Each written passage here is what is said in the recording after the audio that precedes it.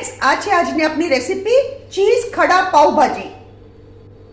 Hello friends, આજે આપણે બનાવીએ ચીઝ ખડા પાવભાજી. એના માટે મેં શું કર્યું છે, 4 સ્મોલ પોટેટોસ આવી રીતે પીસીસ કર્યા છે, 1 ટેબલસ્પૂન ફ્રોઝન પીસ,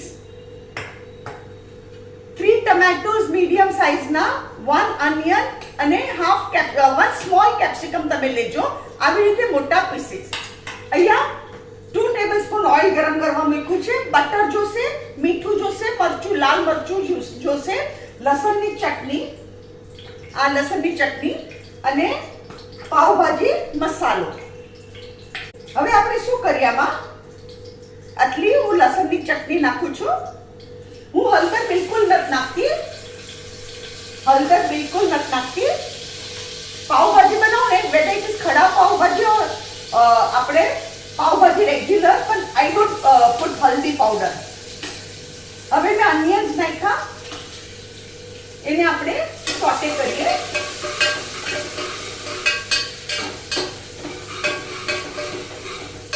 આ ખડા પાવભાજી બહુ સરસ લાગે.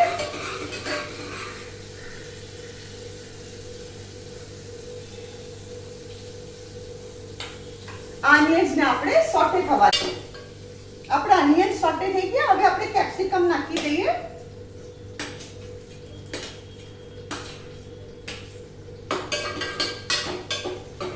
અનિયન ટ્રાન્સપેરન્ટ થાય ને ત્યાં સુધી સોટે કરવાના. હવે કેપ્સિકમ ને આપણે બહુ નથી કરવાના. અને હવે આમાં ટમેટોસ નાખી દઉં છું. આ ટમેટોસ નાખ્યા. અને હવે ફ્રેન્ડ્સ શું કરવાનું, આમાં આપણે મસાલો કરીએ. મીઠું સ્વાદ અનુસાર,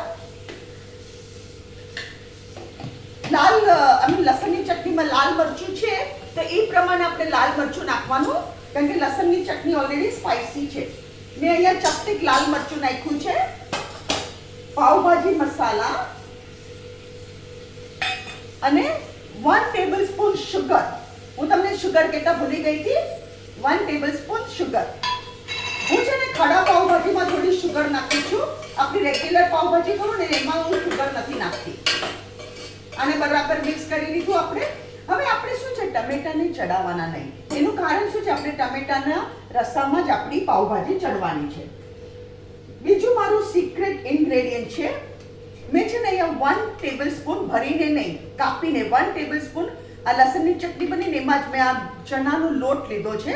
એની આ પેસ્ટ બનાવી છે, ચણાના લોટની પેસ્ટ. તમે માનશો નહીં, આનાથી તમારો ટેસ્ટ બિલકુલ નહીં બદલાય અને તમારી પાવભાજી એકદમ એક રસ થશે. તો આમાં આપણે ચણાનો લોટ નાખી દઈએ અને થોડું વોટર નાખીએ, થોડુંક જ વોટર.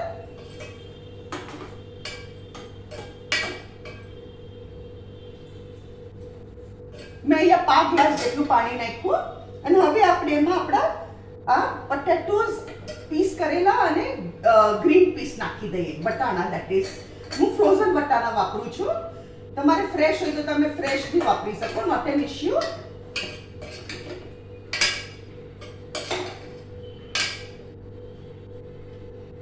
અગર મને પાણીની જરૂર લાગે તો હું થોડું પાણી હજુ નાખું છું. એટલે મેં 5 ગ્લાસ ઉપર પાણી નાખ્યું, અડધાથી થોડું ઓછું. હવે આપણે શું કરવાનું, આને કુકરને બંધ કરી અને આપણે 5 વિસલ સુધી કુક કરવાનું. 5 વિસલ્સ. હું આમાં બી થોડું પાણી હજુ નાખી દઉં છું. All right.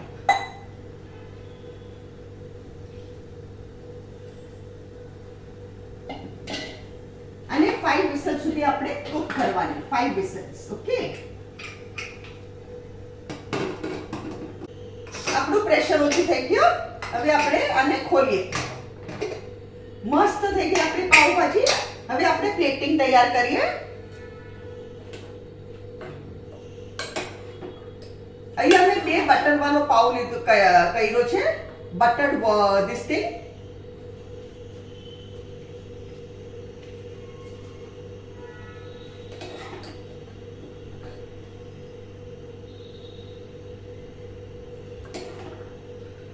ગ્રેવી બી એકદમ થીક થઈ છે આપણી.